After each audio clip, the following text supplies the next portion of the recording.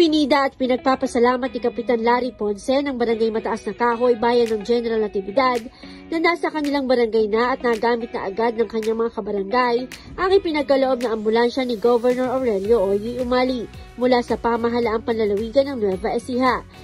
Sa amin pong pinakamamahal na Governor Oy Matias Umali, Vice Governor Doc Ante Umali, at sa amin pong walang sawang pagmamahal na binibigay sa amin ng aming Congresswoman, Cherry Domingo Umali.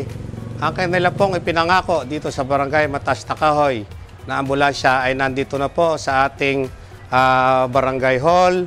Ayun po ay napakinabangan na, marami na pong naihatid dito ng emergency. At kahit sa ibang barangay po ay nagagamit ito dito sa bayan ng General Natividad. Kaya muli po, maraming salamat po sa inyo dahil hindi nyo po lagi nakakalimutan ang Barangay Mataas na Kahoy. Ayon kay Kapitan Larry, bagamat may mga service vehicle na sila sa kanilang barangay, katulad ng ambulansya, rescue, barangay patrol na kolong-kolong, na ilan sa mga ito ay kanyang dinonate para sa kanyang nasasakupan. Malaking tulong pa rin aniya ang ipinagkaloob na ambulansya ni Governor Oy Umali para sa kanyang mga kabarangay, dahil ito ay karagdagang sasakyan na aniya na maaaring magamit ng mga mamamayan ng Barangay Mataas na Kahoy sa panahon ng agarang serbisyong medikal na dadalhin sa pagamutan ng mga pasyente sa kanilang barangay. Ang nasabing ambulansya ay kanilang hiniling mula kay dating Congresswoman at unang ginang Cherry Umali at Governor Oy Umali na mabilis naman aniyang tinugon na maipagkaloob sa kanila.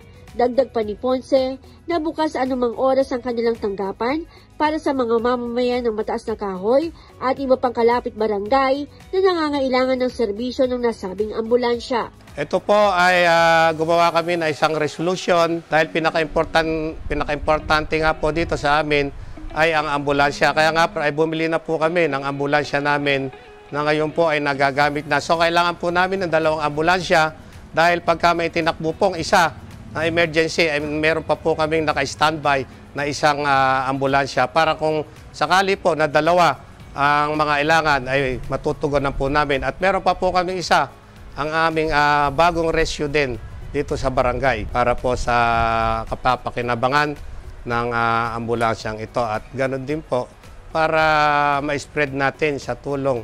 Kahit nga sinasabi ko sa barangay, kung may nangailangan na taga-ibang barangay, ibinibigay din po namin yung ambulansya na yan. Hinahatid namin kahit sa Manila o sa mga lugar dito sa Luzon. Para sa Balitang Nueva Ecija, Maureen Pagaraga nag-uulat. Para sa DWNE Teleradyo, ang inyong kakampi.